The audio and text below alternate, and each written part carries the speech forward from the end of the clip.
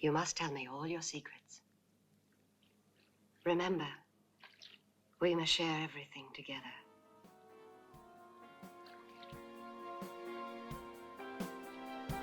Everything.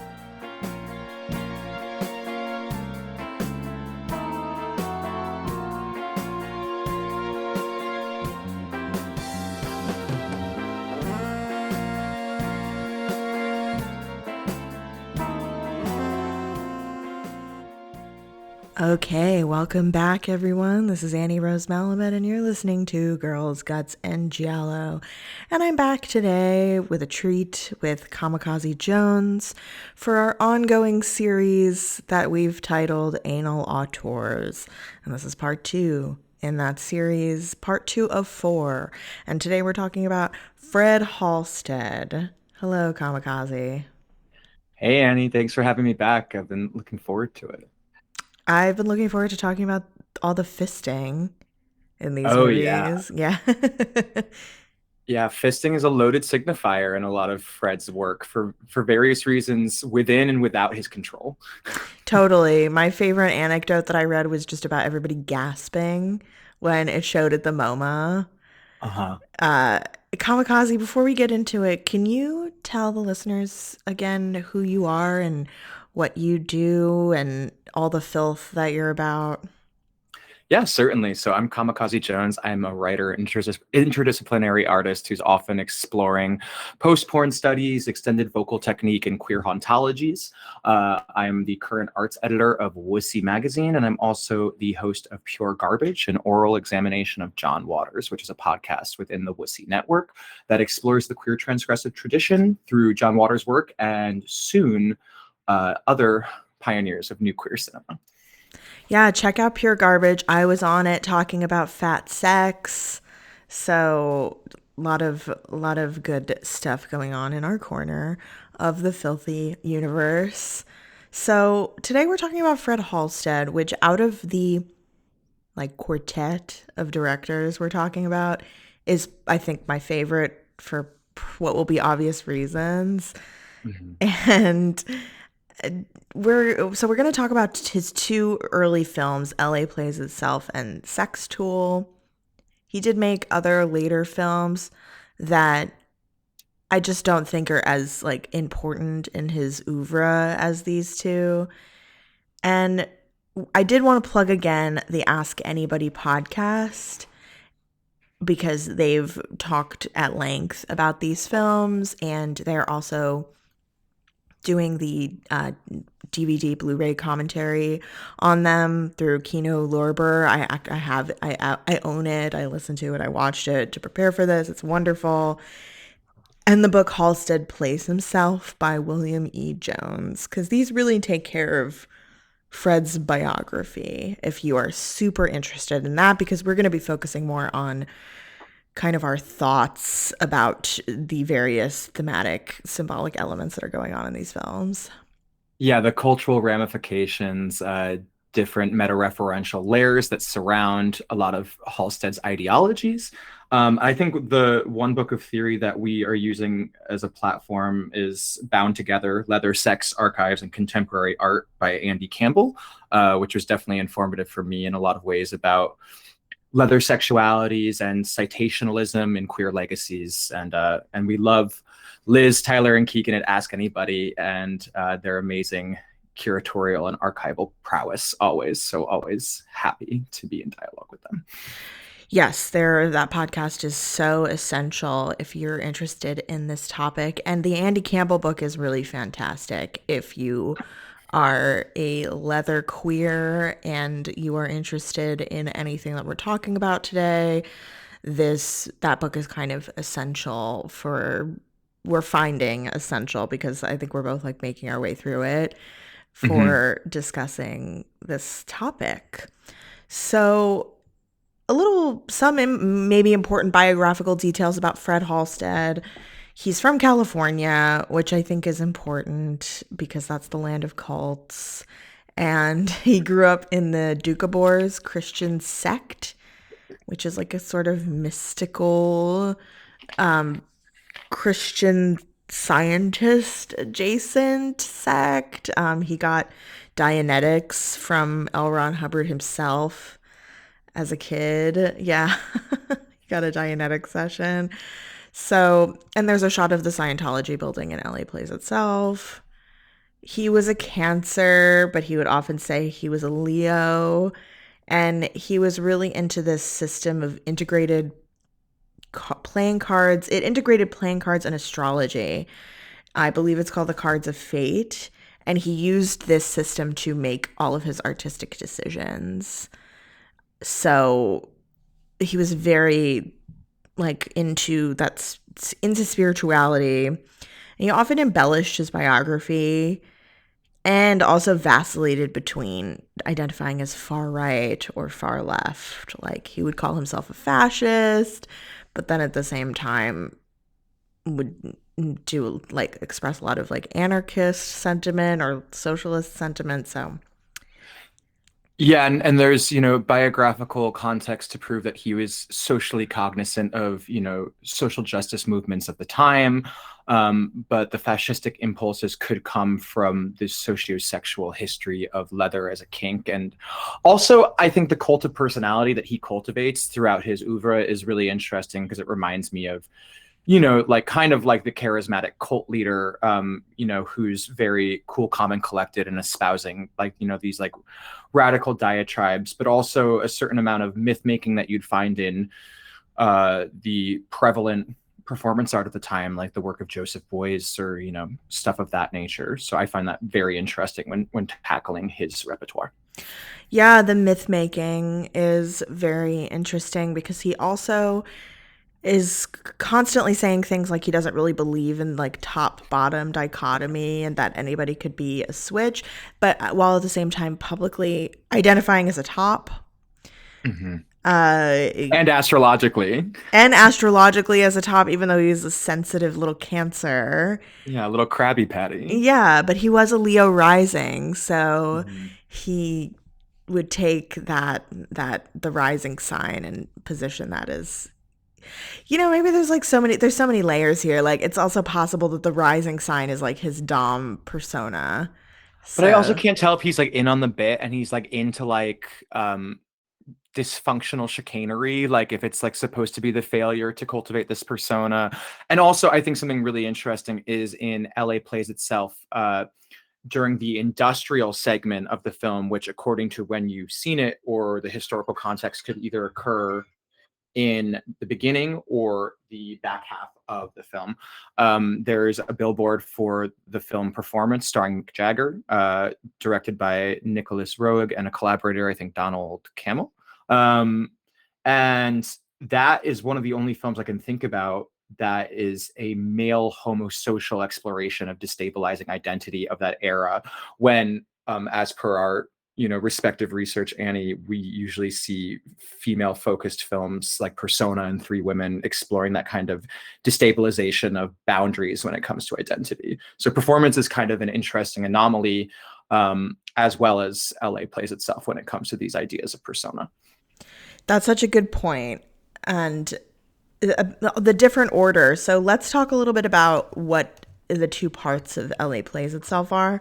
LA Plays Itself is from 1972, and it's made up of two distinct like chapters, basically. And they've played in different orders given the circumstances.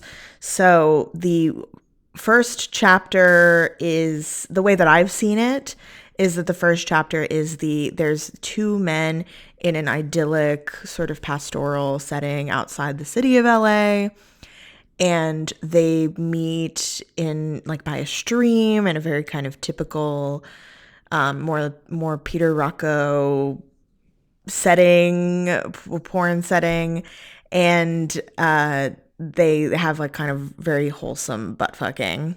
And in this like beautiful outdoor setting.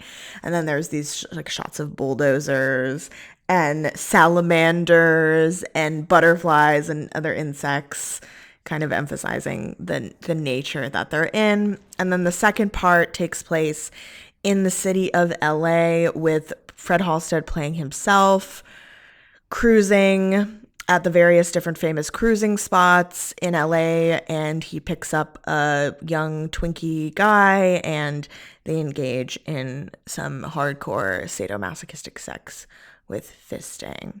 So those are the two parts of LA Plays Itself. And originally, when the film was first made, it was the industrial part that was presented first. And from what I've read in Bound Together, the reason that it was reversed was to appeal to the postmodern sensibilities and the curatorial aesthetics of the MoMA when it was decided that it would be screening there, which is fascinating and kind of speaks to a type of reverse engineering that we're seeing in a lot of art today, like in terms of engineering things for certain predominant tastes, or like so something will go viral. Like White Lotus comes to mind immediately for some reason, but Totally. that's a bit of a tangent. I think the interesting thing about this film is it could be read in a kind of circuitous or Ouroboros way, because of its interchangeability, and it's also kind of like a malleable diptych, and it changes the meaning depending on how you've seen it. It's also interesting to think about like how one reading pertains to the values of an institution, and one is intrinsically more subjective and anarchic. Such a good point. And Andy Campbell in his book really makes a lot of this, the way that the context changes the order of the film. Can you expand a little bit more on what Andy Campbell says about the MoMA wanting this to play? So it plays at the MoMA in 1974, April 1974, and it's like an event, right? All the big names are there. And Salvador Dali, Andy Warhol. The press release has like quotes by John Recchi and Nietzsche, and I think Godard, maybe something to that effect. But yeah, I think it was viewed primarily as an art piece on the East Coast, which is ironic because it's playing with these dichotomies of East versus West, not necessarily just in an American sense, but also in like a global sense. yes, Because, yeah. but also There's the that's Japanese soundtrack at the beginning of the yeah. pastoral sequence. In the pastoral sequence, there's like an amplified Japanese koto playing, which is interesting because it reminded me of subtle Orientalism of like Lamont Young or like predominant avant-garde collectives at the time. And then in the industrial section, Tonto's expanding headband is providing the kind of distended and squelchy electronics. And let me see if I can find my notes about that, because that's very interesting. So Tonto's expanding headband, Tonto is an acronym for the original New Timbral Orchestra, which is the first and still the largest multi-timbral polyphonic analog synthesizer in the world. And it was constructed over 7 years by Malcolm Cecil. And Malcolm Cecil basically created a lot of the pioneering synthesizer work on Intervisions by Stevie Wonder, but also went on to collaborate with the Isley Brothers and various other people.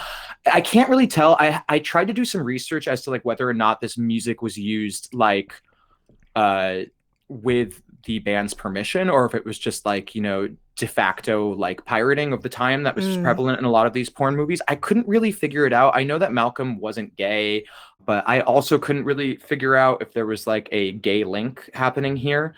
But it also is kind of reminiscent of like the cybernetic soundtracks of like Louis and Baby Baron when they were constructing that ring modulators for like the Forbidden Planet, and also some short avant-garde films with Anais Nin.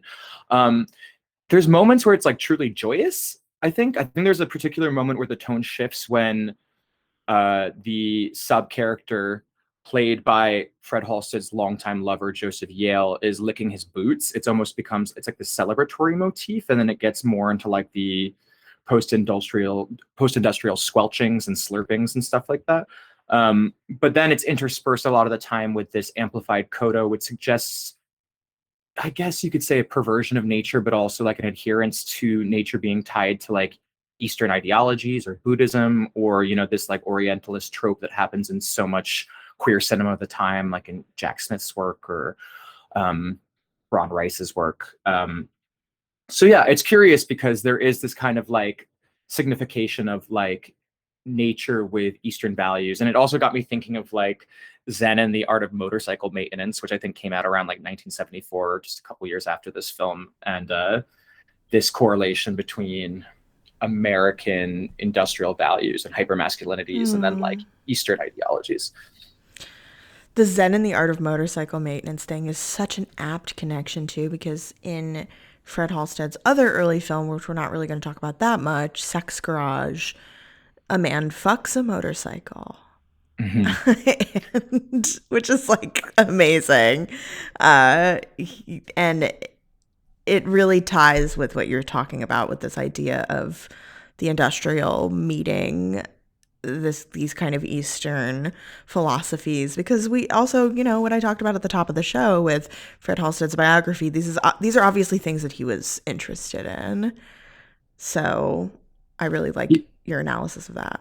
And we have to normalize erotic swirlies in Sex Garage. That's the only other thing I want to mention about that film. Yes. Bring back the erotic swirly. Bring back the erotic swirly. Sex Garage is interesting just to talk about it a little bit, because Fred Halsted called that his trisexual film. So Fred Halsted was actually like with women for a long time, and almost married one, and was doing S&M with women, which I found fascinating. Not that that's not like a really typical trajectory. I just don't think you always hear about men of this era talking about that so candidly. And he called this his trisexual film because he was very interested in reaching, like, bridging gay porn and straight porn world. So this was kind of his way to do that. And then like a bunch of gay men went to go see this movie, and they're like, what the hell is this? This woman giving this man a blowjob, and we don't want to see this. So, and then there's also a man fucking a motorcycle. And that also correlates with the prominence of the trans femme character Gloria in Sextool, who's a very interesting character who I could only find a little information about. The name of the actress is Charmaine Lee Anderson, and the only information I could find about her is she left LA and started the Imperial Court of Hawaii in 1981 and founded it. But there's definitely some more about her if you get the commentary from the Ask Anybody folks on the DVD / cool. Blu-ray. Yeah, there's more biographical details about her. The sequence, the industrial sequence, was really a sharp departure from other gay porn films at the time. And like you said, this was received very much on the East Coast as like art. And in LA, it was kind of just reluctantly accepted as porn. Leather porn just like wasn't as popular in LA, which is so fascinating because the Tom of Finland house and foundation is in LA. Yeah, maybe you could speak to that a little bit more, Annie, because I kind of found that fascinating. Even when like Halsted says that his club had to close down in the 80s because there weren't enough perverts in LA. Like I've never been to the West Coast, hoping to rectify that this year, but I'm just curious about what that is, because you know, Folsom Street, you know, it's just like, it seems like such a rich and pervasive history that. Yeah, I'm no expert in this, but in my understanding, a lot of the kink culture that happens on the West Coast is in the Bay Area, where Folsom Street Fair is, and the Castro, and this is like where I'm living is like a very hot spot for queer leather history, both dyke and fag. So tons of leather dykes, you know, Patrick Califia and that whole crew, the On Our Backs crew were here. And, you know, we're talking about people too that would go from New York to California, and, you know, like there's so many links. And then LA is more, because of the Hollywood element, just more vanilla. It's more focused, I think leather sexuality more so celebrates alternative bodies and ways of existing in the world and looking. And leather community has always been much more welcoming to trans people, and during the height of the AIDS crisis was more welcoming to sick people and disabled people. So I think that because LA is kind of like the capital of networking and I love you, LA, but the capital of networking and being fake. I think it just doesn't jive as well. And yet Tom of Finland is situated there. So there's also definitely a strong little hub of that. And for those of you who don't, I mean, I'm going to assume you know who Tom of Finland is, but the foundation that was opened in his name, the house that he bought for a group of Leathermen to live in, and they still live there, it is in LA. And that's so fascinating because that really makes me think about leather being indelibly connected to like, like working class socialities, to DIY communities, to mobilization and resistance, which is, absent in a lot of ways from the celebrity culture of LA. And I think that bears mentioning that Hollywood is strangely decentralized in LA Plays Itself. Like it's a spectral presence where I think the perceived glamour of it is much more present and parodied in Sextool. But it's interesting seeing a film called LA Plays Itself and the idea of playing as performing, or teasing, or like the idea of erotic play, and seeing Hollywood as a metonym completely absent from the narrative outside of billboards, or these consumerist motifs that show up in a lot of gay porn at the time. Yeah, it's a specter, but we're on the outskirts of that culture with these communities that have been driven to the margins, like the hustlers at the various cruising spots. Whereas in, LA and New York, what a rich topic, right? I mean, in New York, I feel there. I mean, there's not really a porn culture in New York, and the porn culture that is in New York is very much like in a fine art, experimental art realm. Whereas in LA, it's very consumerist. There's more like queer porn collectives in New York, like Aorta Films, for example. Whereas LA is much more consumerist. Yeah, Mondo Fetiche is in New York too, right? I think so. Yeah. So there's more of a history of queer experimental avant-garde porn in New York, and more a history of capitalist porn in LA. Yeah. And this movie is so like genuine and tactile and dirty that I think it just didn't jive with what was popular in gay porn at the time in that city. And Fred Halsted himself always said he was a flop in LA, Yeah. and that he was a hit in New York. And I could see why. Yeah, and I think threshold and contradiction, and I wouldn't use the word hypocrisy, but shifting or like malleable dichotomies are like really at the root of Halsted's work in so many ways.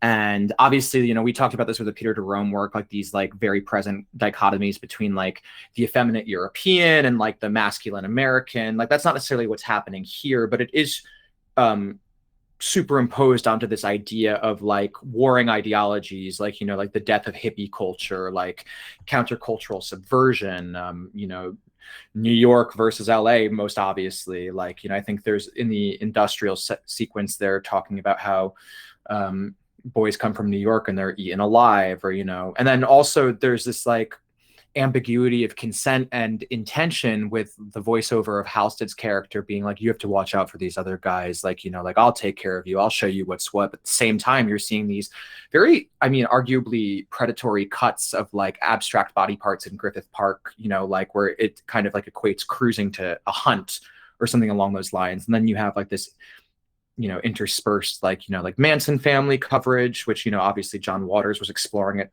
the same time as like a commentary on like like infatuation and mob mentality, perhaps clumsily in certain ways but still effectively, or still subversively, and thinking about that.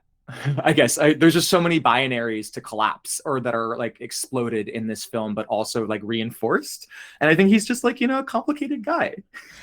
Yeah, and I think that's really the best way to put it is like there. I mean, he even said himself, everything in the film has been done deliberately. On the one hand, schematic. On the other, ambivalent. Am I for impersonal sex or against it? For the city or against it?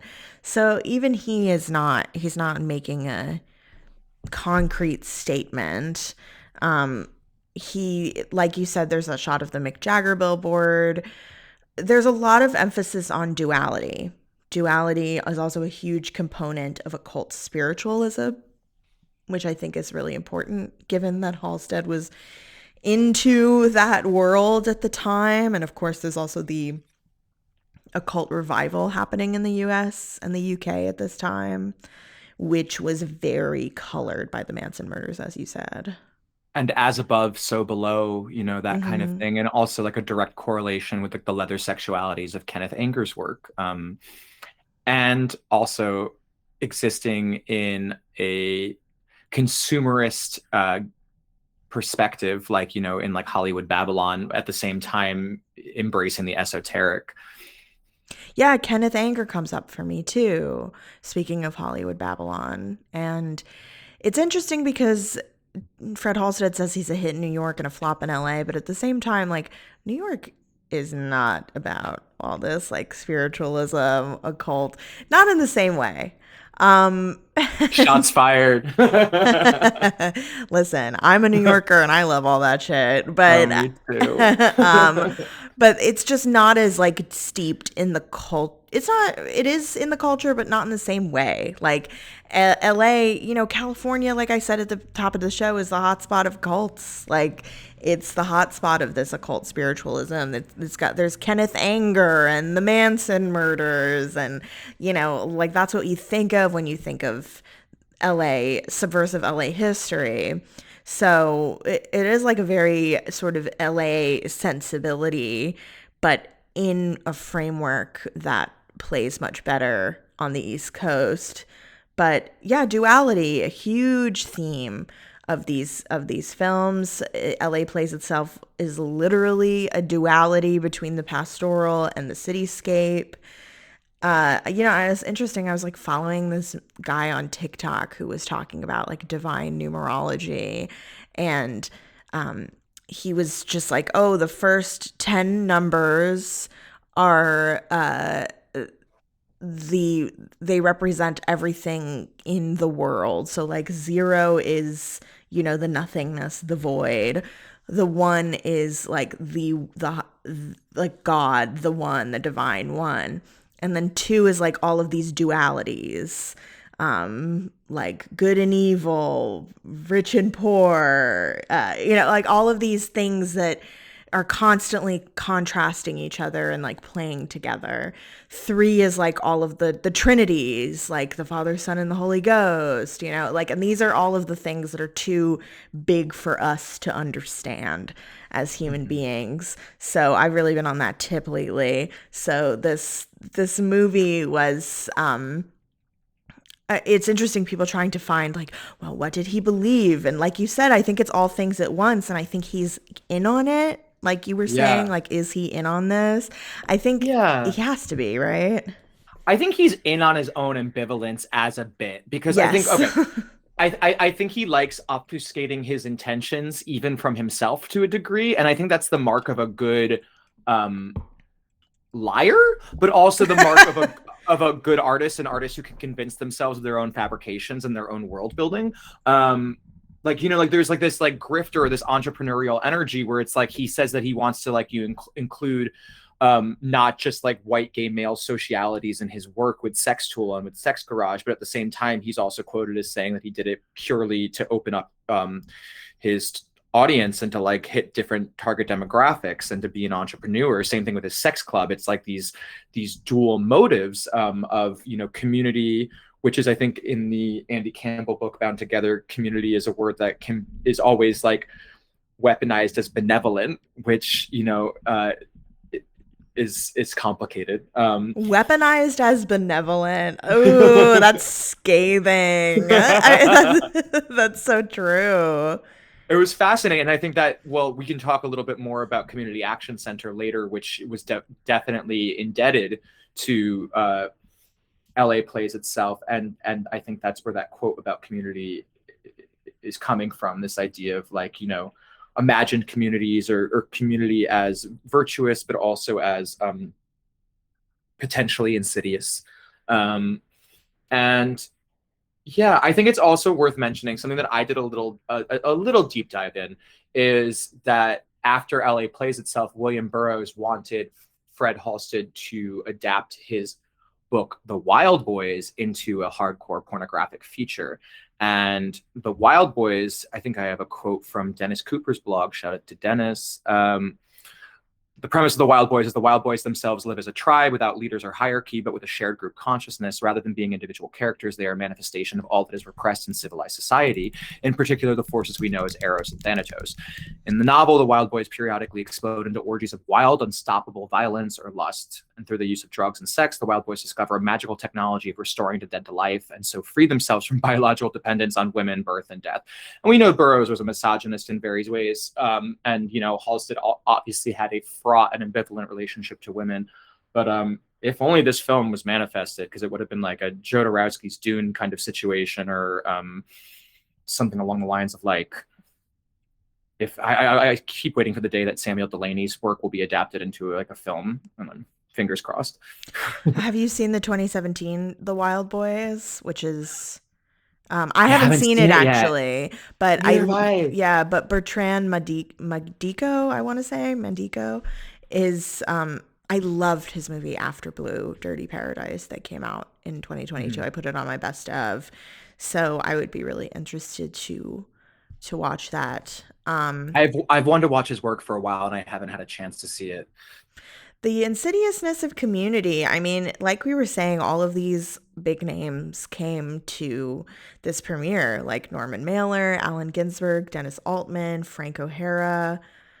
And it's like these are all lauded men who are like horrible in various ways.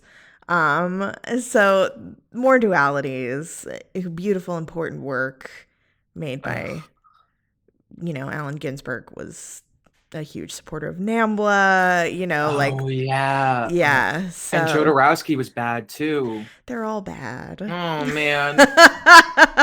Yeah. They're all bad. Which golly. Yeah, which is like why I find doing this work so important, because I love these men's work. Except maybe Norman Mailer. Like I really do. So I just find it important I think it just becomes part of the story, right? As opposed to let's talk about either one. Like, let's talk about both, this is just more of the duality, right? That these people can make this beautiful work that resonates so much with us, and also be like, resonate so much with me as a woman, and also be like virulent misogynists.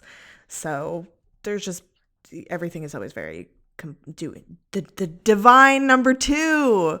Yeah, and I have to say that I think a lot of that for me that's so interesting is like identifying with this work that maybe wasn't necessarily meant for us in our respective positionalities, or maybe it was, and especially the queer tradition of citationalism and embracing legacy, I think is really important, because citationalism as a queer strategy, as an innately queer strategy in a lot of ways, is like integral to a lot of the resignification of like predominant hegemonic values that we reclaim and therefore deconstruct and repurpose. And like, I think Jose Esteban Munoz talks about disidentifications and like, reclaiming predominant cultural narratives from our own subject positionalities. Like, I think that is really interesting and pertinent to the entire historical trajectory of the leather kink and the leather community, as well as queer pornography and queer cinema.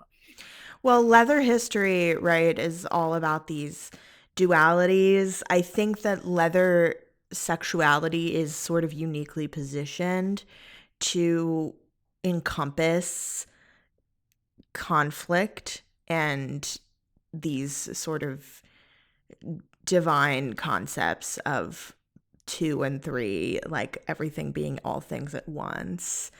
So I think, people who practice leather sexuality are very kind of tuned in to the way that consent is murky. Even in this film, right, the consent is murky, even in the way that Yale and Halsted would give interviews. You can't really tell if there's like an abusive dynamic going on or if it's like very cheeky and they're both in on it.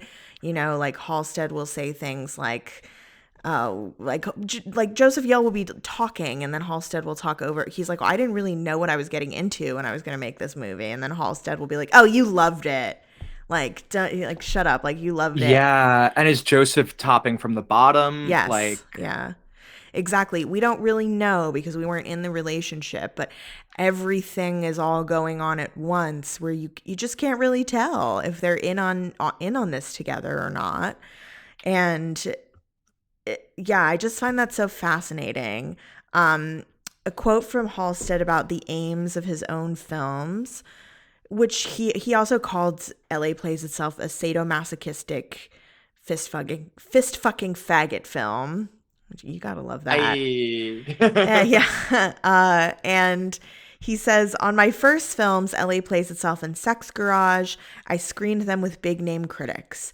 Up to that time, porno was always considered something you made money off of, but something you were never proud of, something you did secretly. Well, I just barged into fucking New York and said, this is a film, cinema, a work of art. It also happened to be gay, hardcore porno, a sadomasochistic fist fucking faggot film. But that's not the point. Like, you just said that it was. So he's constantly contradicting himself, in my opinion. Yeah, he's a troll. He's a proto-troll. Yeah, he's a total troll. Yeah. I was thinking about, for some reason, while rewatching this film, that how like Rimbo was the proto demon twink, and I forget how that ties into this discussion, but I felt like it bared mentioning. Right. I mean, because Halsted is like this proto troll, but he's also in that sort of Kenneth Anger like trickster god. Yes, tradition. Very much so. Yeah, that like puckish, which is like so LA though. Mm-hmm. Yeah, very much so. And I think him and Joseph cultivate that kind of ambiguity and that like and just like murky power dynamic on purpose, but it's an extension of their actual shtick, which is fascinating to me. And especially how that reifies itself in pornography, and like even thinking about like a film like Kamikaze Hearts, and like how there's like these really fascinating examples of like meta awareness that are explicitly part of a queer pornographic experience.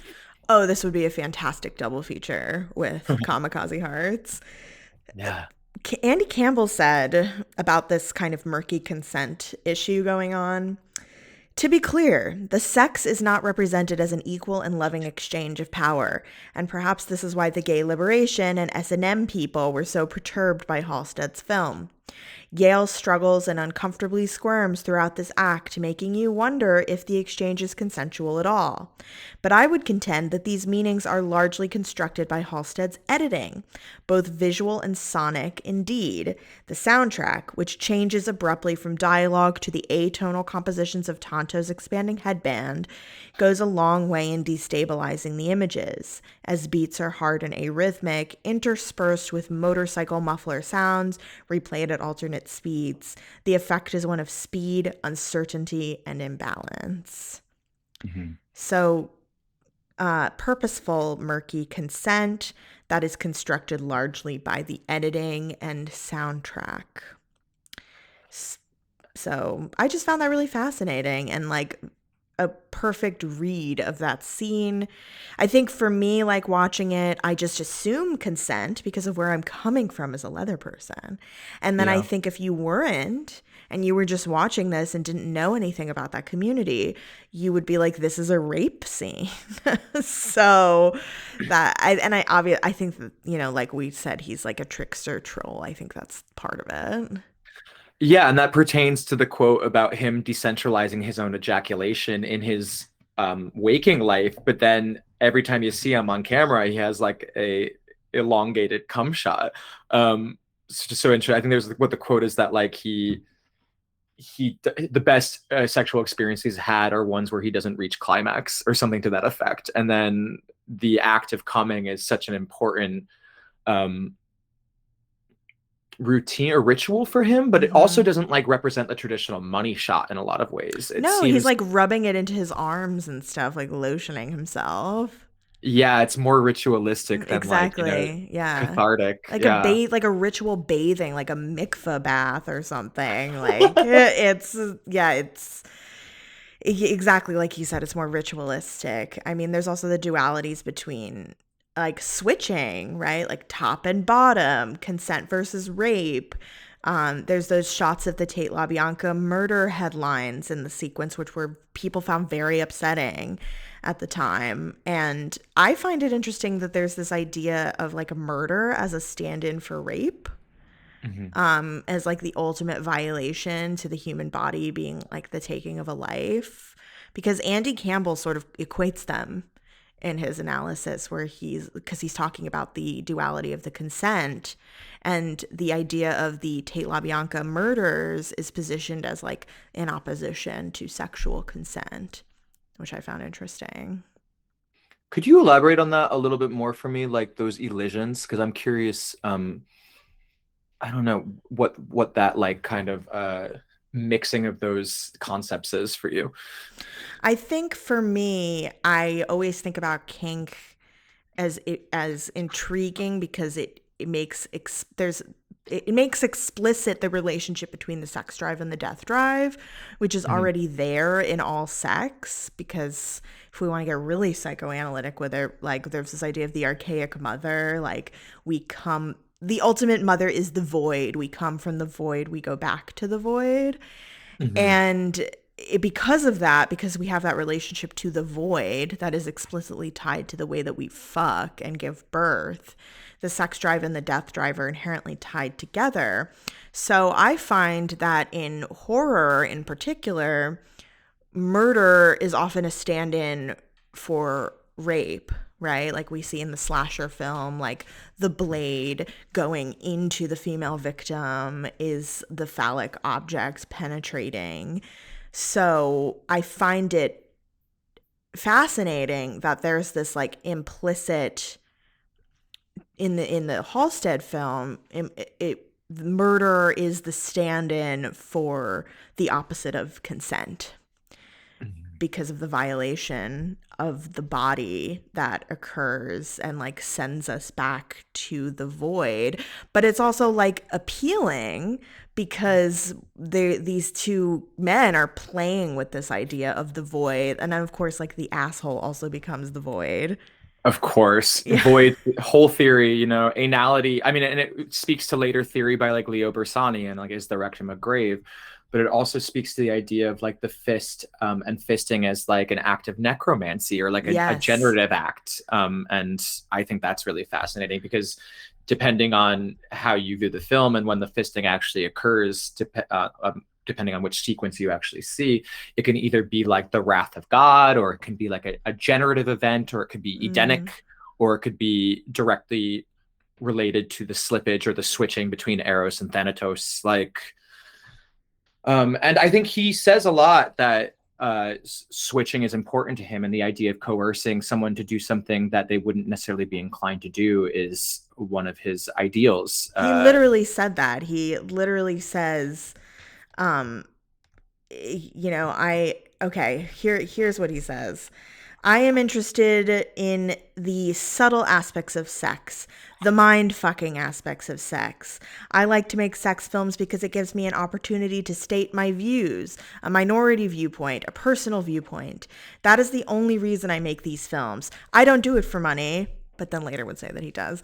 Nobody else makes gay films the way I do. I have certain ideas about sexuality. I don't particularly view sex as fun. To me, sex is not fun. To me, sex is not enjoyable.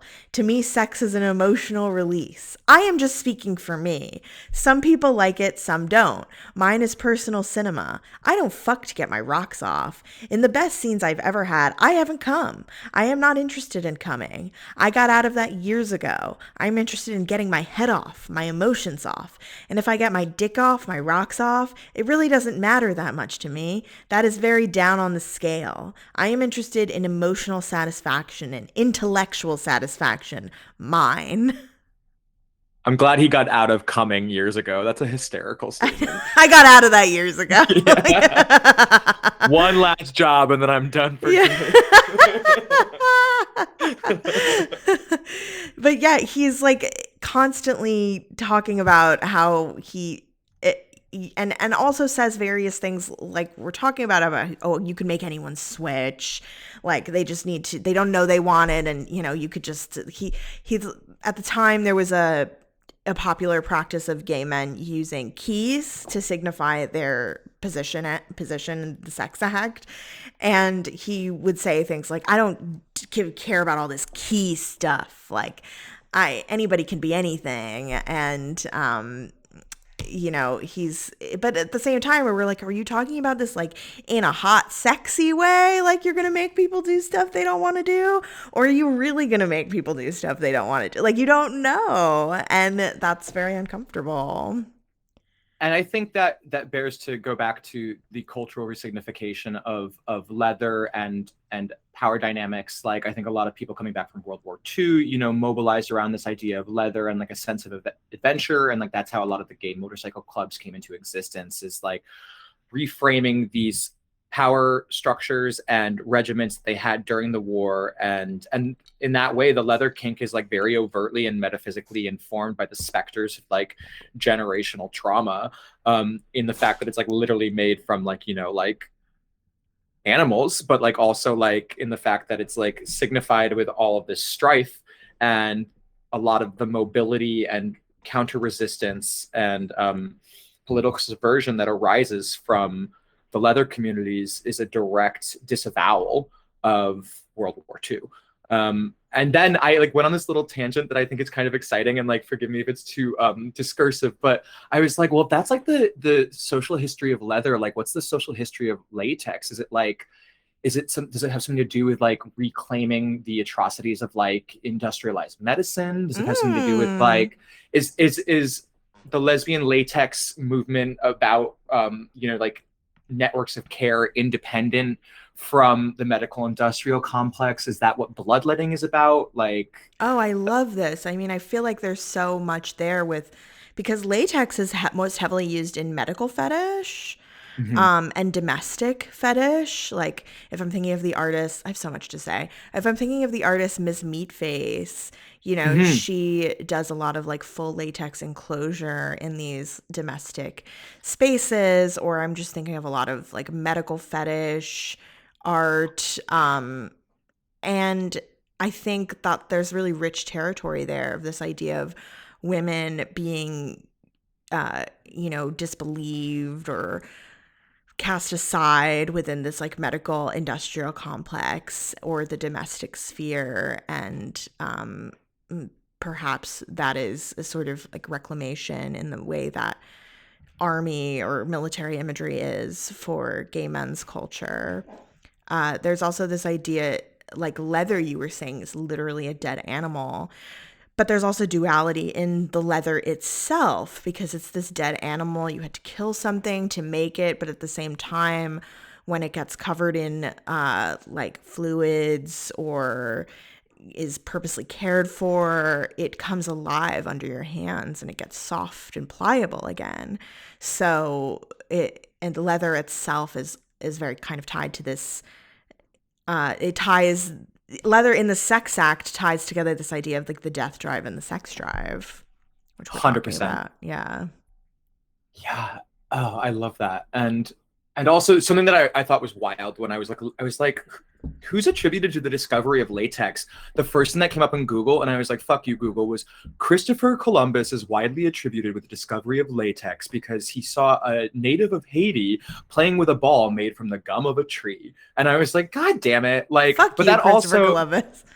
Yeah, I was like, fuck that. But also that makes so much sense as a correlation to the history of leather, because it started with like a hegemonic like kind of regimen and like a, like a war power structure or like a war machine, and then both of these materials were resignified outside of their utilitarian usages, in a way that embraces Eros and Thanatos. So I love that. That's so smart. You're so smart.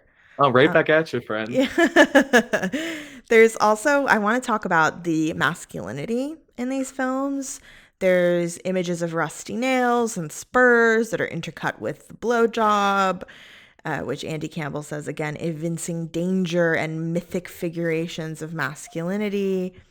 There's also like theories that this film was widely praised among the art star crowd, like Jonas Mekas and these other important artistic figures like we talked about. But there was also negative reviews from the gay liberationist groups or more LA based porn people.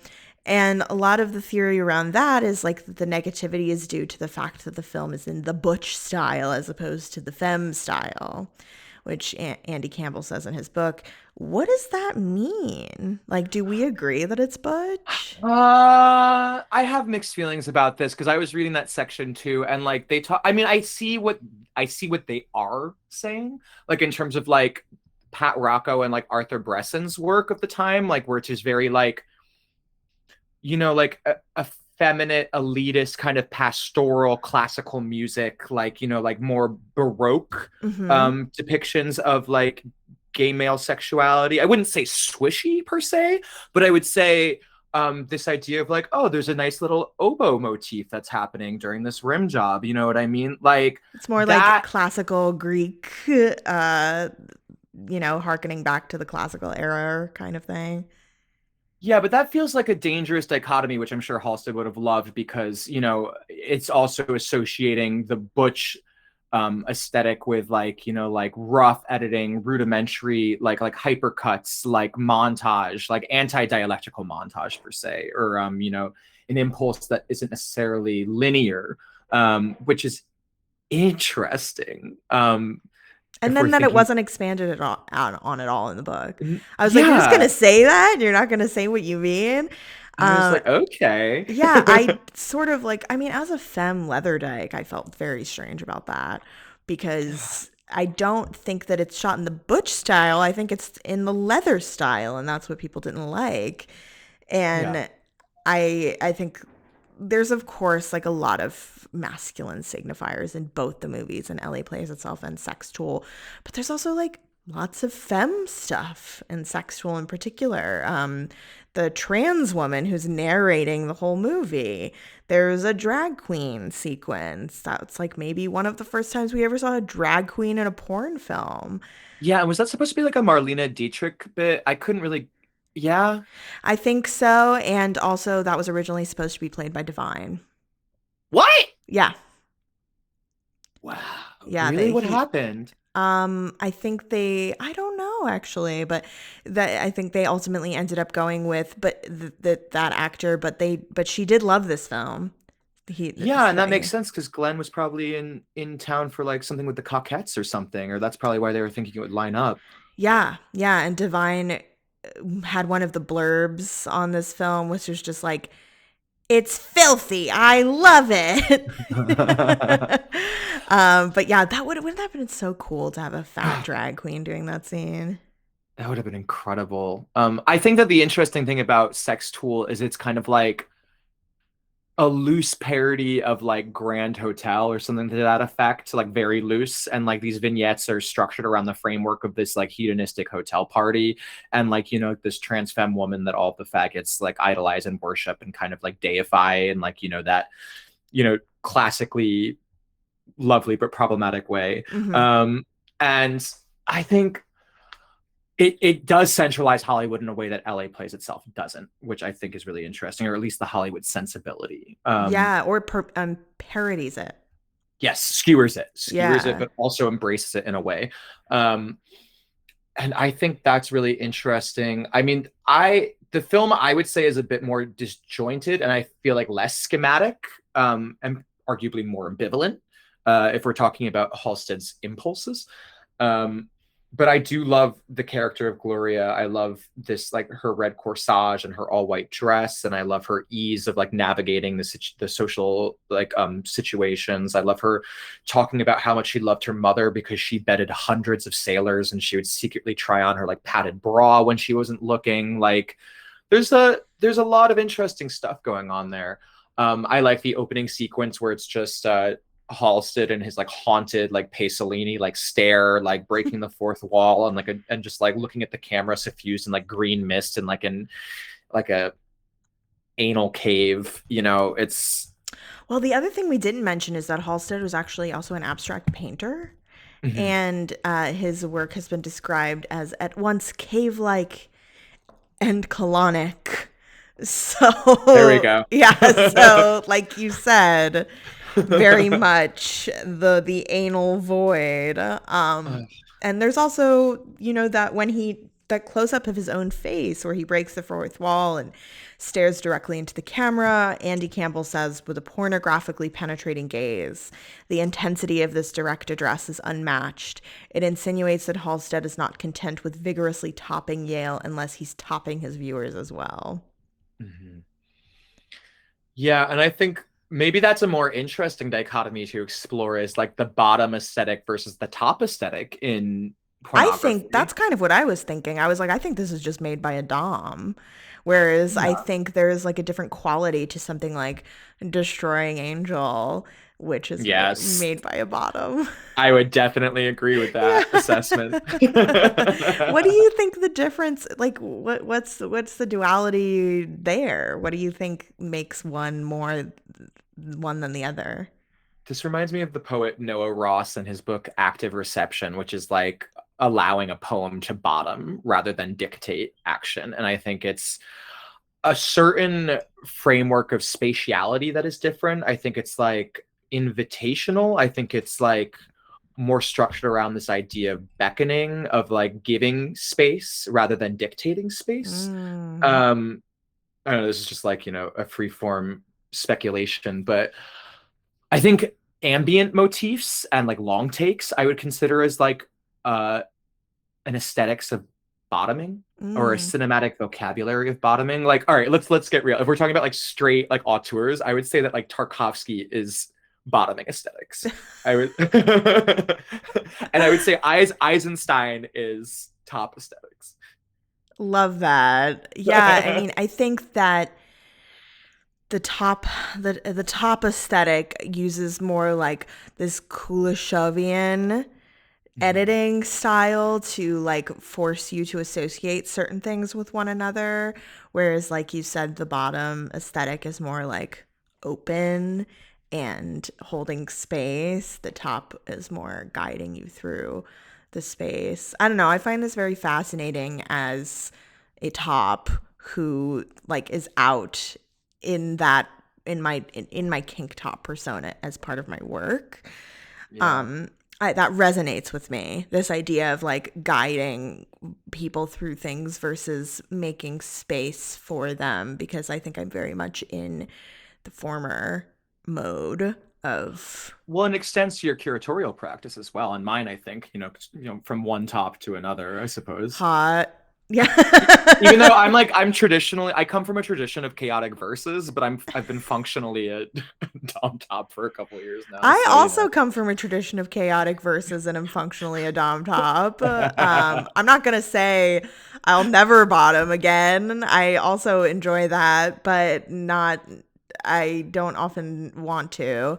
But and that's just out of like years of experimenting. I figured out what I like, more than anything. But yeah, I think that's really this top for top conversation we're having right now is like, I think because we so often get things from, I think when we think of S&M, we think of like Venus and Furs, Story of O, which are all of these like from the bottom submissive perspective, right? mhm. We don't get a lot from. Justine.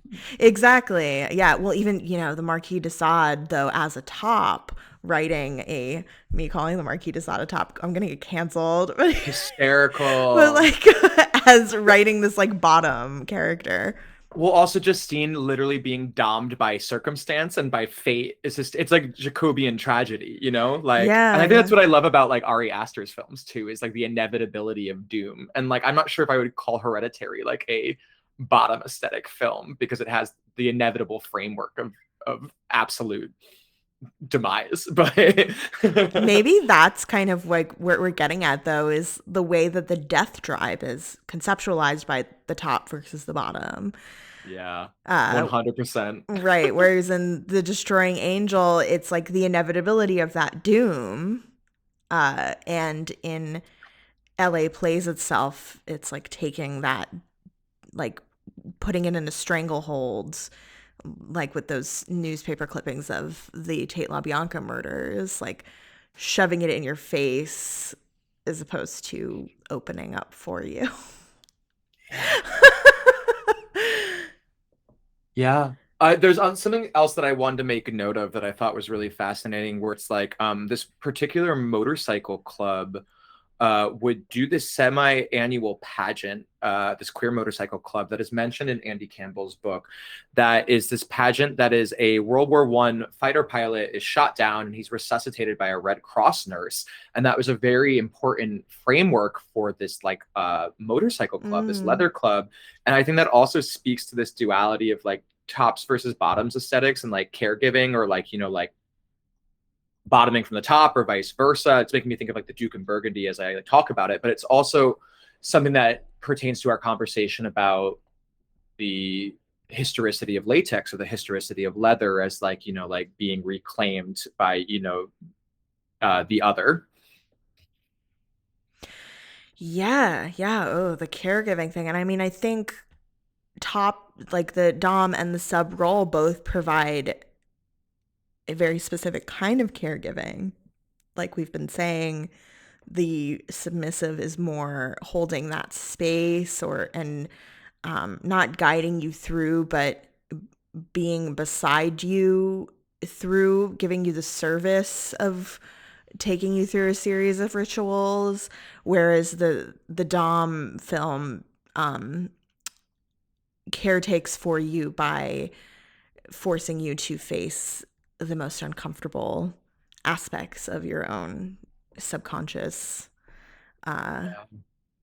so there's the one final thing I want to say from to talk a little bit about the MoMA aspect is Andy Campbell also says the shot of the American flag and the strip of mine at the end of the Nature Act would then serve to connect the dots together.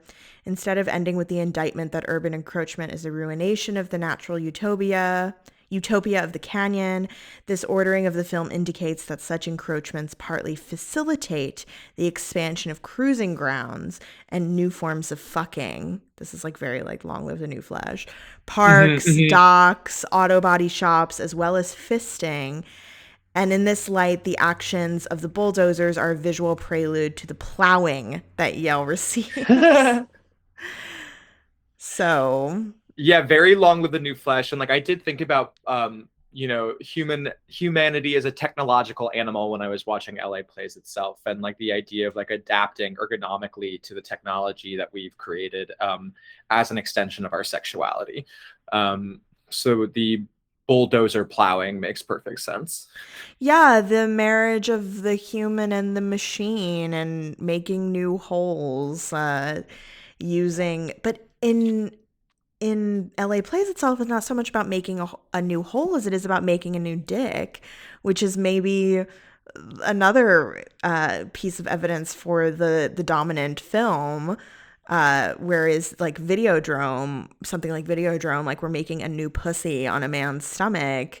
In LA Plays Itself, we're making a new dick with the fist. And also in Sextool with the nightstick when there's that Yeah, whole cop sequence. Yeah, yeah. totally. And it's yeah, it's uh technocratic phallus. Like I think that's really interesting. Wow, Videodrome is like As wide open, gaping, futuristic pussy is great. Yeah, absolutely. Yeah. I think the only other thing that I'd want to add quickly is that Community Action Center, which Yeah, is yeah. a That's right. 69-minute sociosexual film that primarily was like the second overtly pornographic film to be included in the MoMA film collection after LA Plays Itself, And wasn't that is in 2010? 2011. Yeah, 2010 or Wow, 2011, wow. something That's a like really that. long time between them. I know it's nuts. And I'm pretty sure that Bruce LaBruce has had a retrospective there, but I'm not sure if he's been acquired by the permanent collection. Okay. I'd have to do a little digging on that. But that would definitely be after Community Action Center. And that film has some shot for shot remakes of LA Plays Itself, which the filmmakers A.K. Burns and A.L. Steiner saw at the MoMA. So I think the framing of that work as belonging to the institution is really interesting, especially for lesbian and trans filmmakers and participants of this sociosexual porn film to dissect and to expand upon in its ideology. And they also, Community Action Center came with a zine that was used as clip notes to contextualize a lot of the vignettes of Community Action Center. And there's a lot of famous queer and trans performers involved. Justin Vivian Bond famously narrates a sequence of Community Action Center. I think That's Wu so Sang. Sextool. That's Yeah, that's very Sextool, the trans woman narrating the action. yeah, and I think there is some dicey, maybe I'm not sure, like maybe dicey identity politics that happen in Community Action Center. I've never been able to actually see it. I've never seen it either, full disclosure. Yeah, I mean, like I think it's been hard for me to like acquire on the internet. And it's also safeguarded by the institution, so there's that aspect of it. But I know Maggie Nelson was talking about like seeing it in the Bay Area and how it has a lot of characters from that area at the time. Also, the shot-for-shot remake of the sequence from LA Plays Itself is the sequence where Joseph Yale is crawling up the stairs to lick Fred Halsted's boot. And the characters in Community Action Center that actualize that shot-for-shot remake are named Jock Strap and Universal Twink. So it's like a very direct nod to Yeah. that sequence and to those performers' positionalities. Yeah, and they're able to, before the Fred Halsted release, that happened very recently, they would have seen it, like you said, through the MoMA collection. And yeah, just like the MoMA as a force in this narrative. I mean, Halsted's film being inducted into the MoMA lent him huge clout and leverage, and he very much enjoyed that. So, and at the same time, like it's so anti like counterculture to have something inducted into the MoMA, but then at the same time, the Community Action Center is like such an inherently countercultural project. I mean, it's just, this is tale as old as time, right? Like the art institution. And reverse engineering, where it's like we commodify ourselves and we like package our art in a certain way, if not for social media, then for like academia or for institutions that'll give us grants, and we're applying for these jobs where we commodify our identities, and like it's like just and now reverse engineering has been commodified by the mainstream when you have everyone trying to like make a TikTok single or like have a memeable moment where the gays are trying to kill you. So for better or for worse. Yeah, I'm like the only person in the world who doesn't find that White Lotus thing funny, because I'm like, this was like made for memes, but I also understand why people love it. I think it was done more successfully than other recent examples that I've seen. Yeah, it's not like Drag Race where they're like constantly trying to make a Yeah. memeable moment. And you're like, girl, this isn't, stop trying to make fetch happen or whatever. Right, exactly Yeah. that. Yeah, exactly. Definitely way more successful than anything like that. But yeah, reverse engineering, the way that has been used in marketing for so long, for decades, and now like everybody does it. And this idea of the MoMA wanting to reorder the parts of the film so that we celebrate the industrial. I found that so interesting too. Given Yeah, that very Italian futurist. yeah, totally. Is there anything else you wanted to talk about with Fred? No, I think we've got Fred pinned down, much to his chagrin. I'm really happy with how this conversation panned out. Yeah, me too. It's always such a delight to scheme with you. So I think that we've, as Kamikaze said, pinned down Halsted, much to his chagrin. Um, and I'll see you next time. We'll see you next time for the next installment of Anal Auteurs. We've got 2 more left. We're going to do Wakefield Poole and Jack DeVoe.